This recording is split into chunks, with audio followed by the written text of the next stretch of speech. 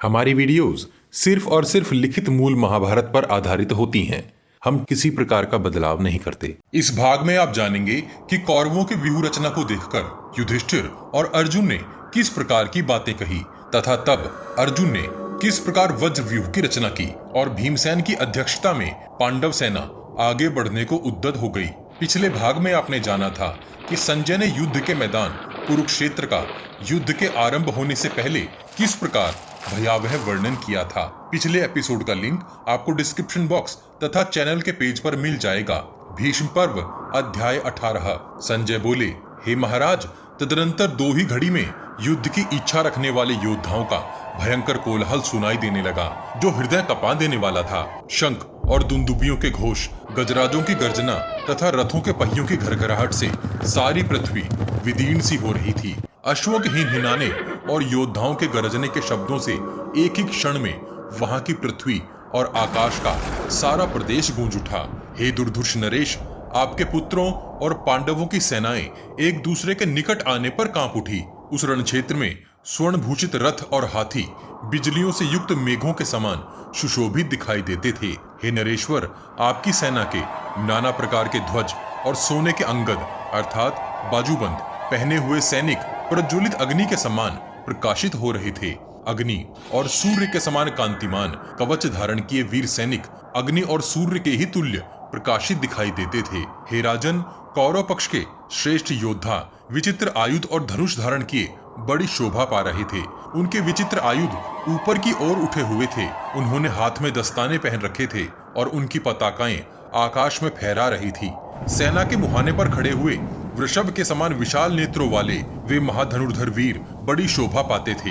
हे नरेश्वर, भीष्म जी के पृष्ठभाग की रक्षा आपके पुत्र दुशासन, दुर्विषह, दुर्मुख, दुस्सह, विविंशति, चित्रसेन, महारथी विकर्ण, सत्यव्रत, पुरुमित्र, जय, भूरिश्रवा, शल तथा इनके अनुयायी 20,000 रथी कर रहे थे। अभिशाह, शूरसेन, शिवी, वसाती, शाल्व, मत्स्य, अंबष्ट, त्रिगर्त, केकय, सौवीर, कैतव तथा पूर्व पश्चिम और उत्तर प्रदेश के निवासी इन 12 जनपदों के समस्त शूरवीर अपना सर्वस्व निछावर करने को उद्यत होकर विशाल रथ समुदाय के द्वारा भीष्म पितामह की रक्षा कर रहे थे। 10,000 वेगवान हाथियों की सेना साथ लेकर मगधराज उस रथ सेना के पीछे पीछे चल रहे थे। उस विशाल वाहिनी में रथों के पहियों और हाथियों के पैरों की रक्षा करने वाले सैनिक 60 लाख थे। कुछ पैदल सैनिक जिनकी संख्या कई लाख थी, हाथ में धनुष, ढाल और तलवार लिए आगे आगे चल रहे थे। वे नखर अर्थात बदनखे जिन्हें हाथ में पहना जाता है और प्रास द्वारा भी युद्ध करने में कुशल थे। हे भारत, हे महाराज, आपके पुत्र की ये 11 अक्षौहिणी सेनाएं यमुना में मिली हुई गंगा के समान दिखाई देती थी। भीष्म पर्व अध्याय 19। धृतराष्ट्र बोले, हे संजय, मेरी 11 अक्षौहिणियों को व्यूहाकार में खड़ी हुई देख पांडुनंदन युधिष्ठिर ने उनका सामना करने के लिए अपनी थोड़ी सी सेना के द्वारा किस प्रकार अपनी व्यूह रचना की। जो मनुष्य, देवता, गंधर्व और असुर सभी के व्यूह निर्माण विधि को जानते हैं, उन भीष्म जी के सामने कुंती कुमार ने किस तरह अपनी सेना का व्यूह बनाया। संजय बोले, हे राजन, आपकी सेनाओं को व्यूहकार में खड़ी हुई देख धर्मात्मा पांडुपुत्र धर्मराज युधिष्ठिर ने अर्जुन से कहा, हे अर्जुन, महर्षि बृहस्पति के उत्तम वचनों से ऐसा ज्ञात होता है कि यदि शत्रुओं की सेना थोड़ी हो तो अपनी सेना को छोटे आकार में संगठित करके युद्ध करना चाहिए, और यदि अपने से अधिक सैनिकों के साथ युद्ध करना हो तो अपनी सेना को इच्छानुसार फैलाकर खड़ी करनी चाहिए। थोड़े से सैनिकों से बहुतों के साथ युद्ध करने के लिए सूचीमुख नामक व्यूह का उपयोग हो सकता है। हे अर्जुन, हमारी सेना तो शत्रुओं से बहुत ही कम है। हे पांडुनंदन, महर्षि के इस कथन पर विचार करके तुम भी अपनी सेना का व्यूह बनाओ। धर्मराज की यह बात सुनकर पांडुपुत्र अर्जुन ने उन्हें इस प्रकार उत्तर दिया, हे नरश्रेष्ठ, यह लीजिए, मैं आपके लिए अविचल एवं दुर्जय वज्र व्यूह की रचना करता हूँ, जिसकी रचना वज्रधारी इंद्र ने की है, जो समर भूमि में प्रचंड वायु की भांति उठकर शत्रुओं के लिए दुस्सह हो उठते हैं। वे योद्धाओं में श्रेष्ठ भीमसेन हमारे आगे रहकर युद्ध करेंगे। पुरुष श्रेष्ठ भीमसेन युद्ध के विविध उपायों के ज्ञान में निपुण हैं। वे हमारी सेना के अगुवा होकर शत्रु सेना के तेज को नष्ट करते हुए युद्ध करेंगे। जिस सिंह को देखते ही शूद्र मृग भयभीत होकर भाग उठते हैं, उसी प्रकार इन्हें देखकर दुर्योधन आदि समस्त कौरव त्रस्त होकर पीछे लौट जाएंगे। जैसे देवता का आश्रय लेकर मनुष्य निर्भय हो जाते हैं, उसी प्रकार हम लोग योद्धाओं में श्रेष्ठ भीमसेन का आश्रय लेंगे। ये हमारे लिए सर्वोत्तम कर्म करेंगे, फिर हमें कहीं से कोई भय नहीं रह जाएगा।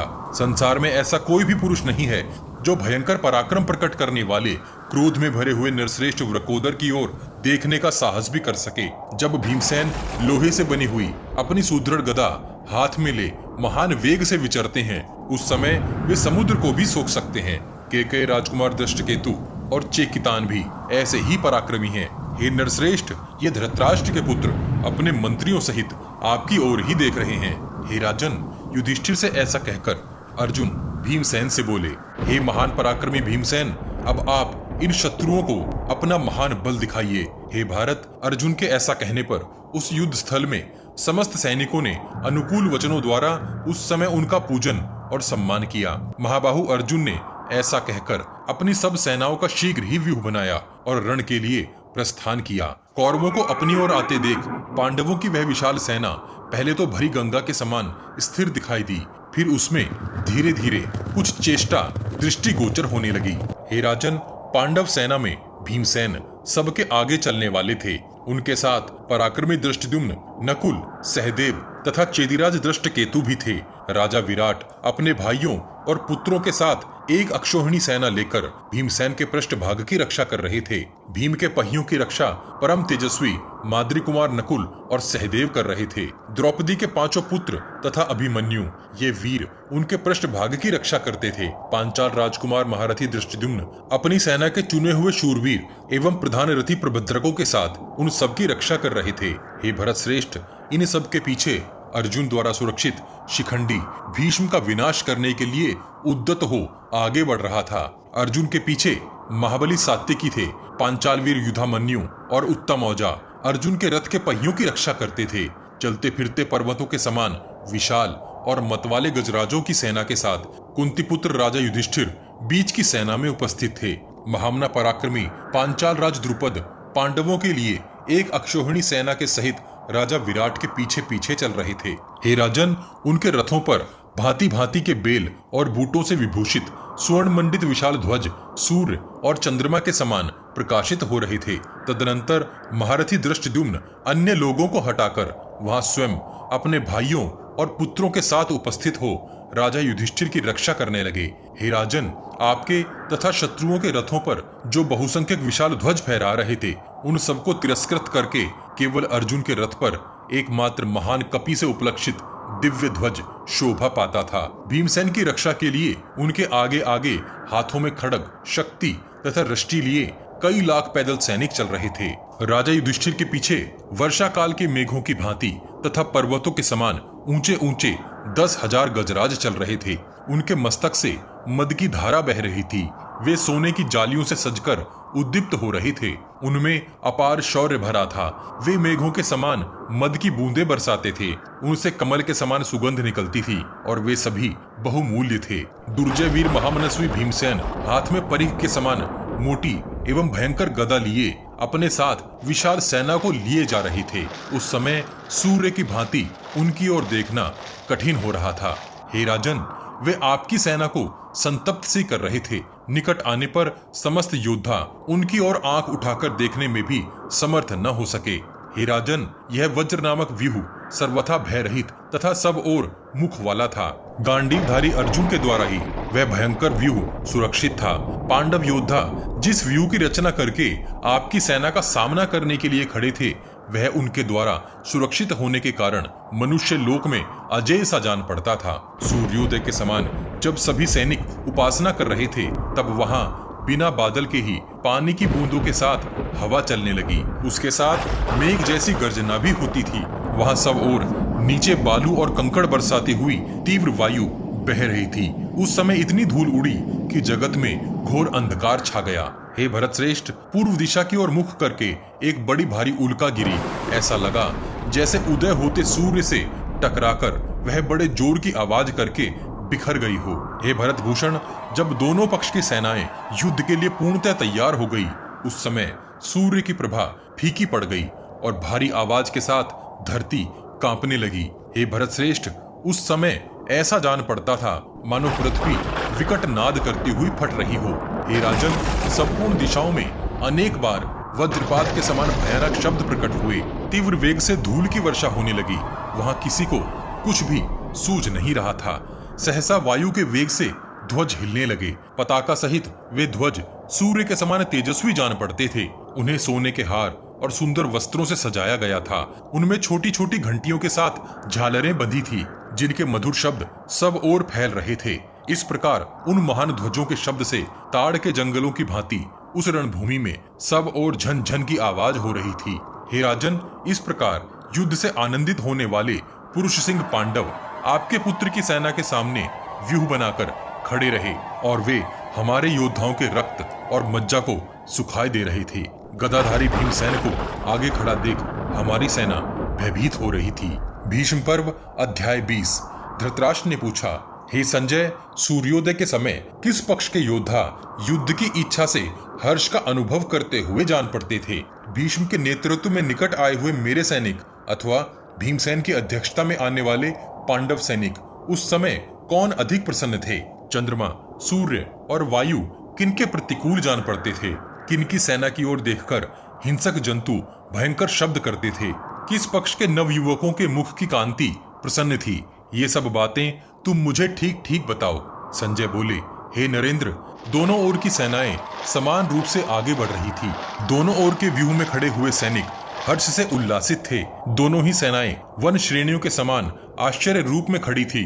दोनों ही हाथी, रथ और अश्वों से भरी हुई थी। हे भारत, दोनों ओर की सेनाएं विशाल, भयंकर और दुस्सह थी। मानो विधाता ने दोनों सेनाओं को स्वर्ग की प्राप्ति के लिए ही रचा था। दोनों में ही सत्पुरुष भरे हुए थे। आपके पुत्र कौरवों का मुख पश्चिम दिशा की ओर था और कुंती के पुत्र उनसे युद्ध करने के लिए पूर्वाभिमुख खड़े थे। कौरव सेना दैत्यराज की सेना के समान जान पड़ती थी और पांडव वाहिनी देवराज इंद्र की सेना के तुल्य प्रतीत होती थी।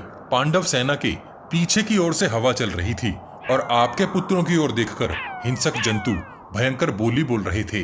हे राजन, आपके पुत्र की सेना में जो हाथी थे वे पांडव पक्ष के गजराजों के मदों की तीव्र गंध सहन नहीं कर पाते थे। दुर्योधन कमल के समान कांति वाले मदस्त्रावी गजराज पर बैठकर कौरव सेना के मध्य भाग में खड़ा था। उस समय बंदी और मागधजन उसकी स्तुति कर रहे थे। उसके मस्तक पर चंद्रमा के समान कांतिमान श्वेत छत्र तना हुआ था और कंठ में सोने की माला सुशोभित हो रही थी। गांधारा शकुनी गांधार देश के पर्वतीय योद्धाओं के साथ आकर दुर्योधन को सब ओर से घेरकर चल रहा था। हमारी संपूर्ण सेना के आगे वृद्ध पितामह भीष्म थे। उनके मस्तक पर श्वेत पगड़ी थी और श्वेत वर्ण का ही छत्र तना हुआ था। उनके धनुष और खड़ग भी श्वेत ही थे।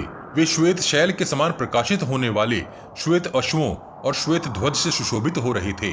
उनकी सेना में आपके सभी पुत्र, बाहलिक सेना का एक अंश, शल और अम्बष्ट, सौवीर, सिंधु तथा पंचनद देश के शूरवीर क्षत्रिय विद्यमान थे। उनके पीछे प्राय समस्त राजाओं के गुरु, उदार हृदय वाले महामना द्रोणाचार्य हाथ में धनुष लिए लाल अश्वों से जुते हुए स्वर्ण में रथ में बैठकर भूपाल की भांति युद्ध के लिए जा रहे थे।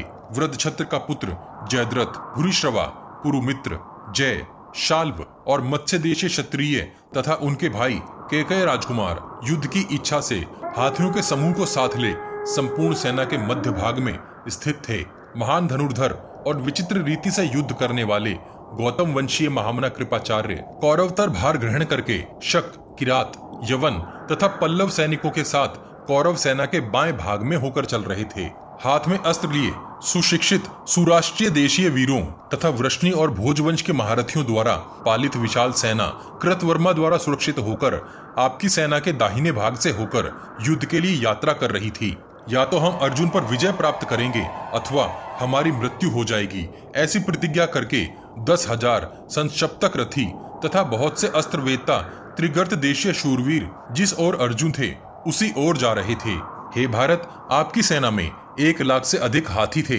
एक एक हाथी के साथ 100-100 रथ थे और एक एक रथ के साथ 100-100 अश्व थे। प्रत्येक अश्व के पीछे 10-10 धनुर्धर और प्रत्येक धनुर्धर के साथ 100-100 पैदल सैनिक नियुक्त किए गए थे जो ढाल और तलवार लिए रहते थे।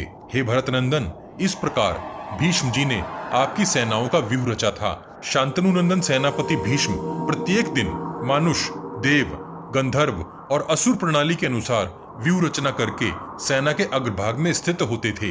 भीष्म द्वारा रचित कौरव सेना का व्यूह महारथियों के समुदाय से संपन्न हो समुद्र के समान गर्जना करता था। युद्ध में उसका मुख पश्चिम की ओर था। भीष्म जी की रचित सेना विशाल और दुर्जय थी।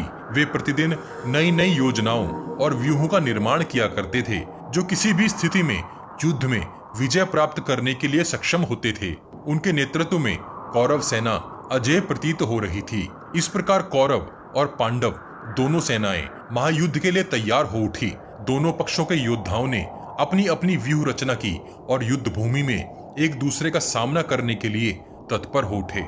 भीष्म पर्व का अध्याय 18, 19 और 20 यहीं समाप्त होता है। अगले भाग में जानेंगे कि कौरव सेना को देखकर युधिष्ठिर में किस प्रकार विषाद उत्पन्न हो गया। तब अर्जुन ने उन्हें किस प्रकार की बातें कहकर शोक मुक्त किया तथा अर्जुन की स्तुति के कारण किस प्रकार माँ दुर्गा वहां साक्षात प्रकट हुई। एक सूचना, इंटरनेट और सोशल मीडिया पर महाभारत और उनके चरित्रों को अनाप शनाप तरीके से बहुत ही विकृत करके जनता अर्थात आप सबके सामने परोस दिया जाता है, जिसके कारण अधिकतर लोग बिना सर पैर की बातों को आधा अधूरा जानकर इस महान महाग्रंथ पर विकृत धारणा बना लेते हैं। हम महाभारत का सही रूप आप सब तक पहुंचाने का भरपूर प्रयास कर रहे हैं, जिसके हर भाग को लिखित महाभारत से मिलान किया जा सकता है। सही महाभारत को आप सबके सहयोग से ही आम जनमानस तक पहुंचाया जा सकता है। वीडियो को शेयर अवश्य कीजिए और इस विशाल प्रोजेक्ट को आगे बढ़ाने में हमारी सहायता कीजिए। इस विशाल ग्रंथ महाभारत को